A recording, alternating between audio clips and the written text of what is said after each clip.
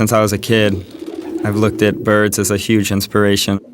They're so calm that you can't help but just sort of be calm when you're in there. It's definitely a form of meditation for me.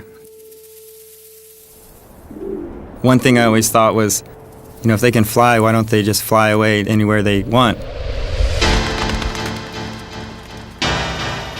And then the thought occurred to me, well, I can go anywhere I want.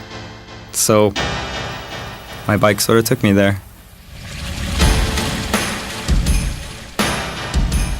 Growing up riding bikes, I never wanted to pin myself down to one particular style of riding. You're kind of able to express yourself in many different forms. At the end of the day, it translates to how creative you can be.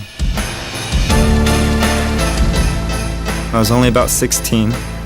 I worked construction an entire summer, and I used just about every penny I earned from that to buy my first real BMX bike. There was a local skate park, and of course I was there as much as I possibly could. And one night, this woman who had a stunt show team happened to notice me and asked if I would like to do a show that weekend.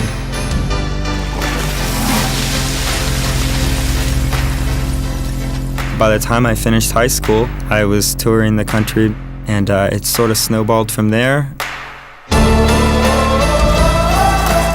I've been very grateful and humble for that ever since, to be able to do the same thing that I was doing when I was 15 years old, digging holes and riding my bike.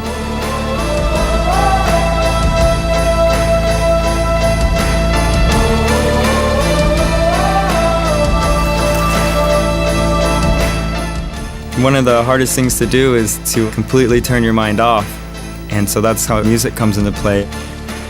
Once you find the right rhythm, then the rest it just comes naturally. Let the music do its work, and you're just along for the ride at that point. Because when I'm flowing through the trails, up in the canopy of the trees, completely weightless, I just have the biggest smile on my face, and all I can think is just going with the flow. It's an incredible feeling.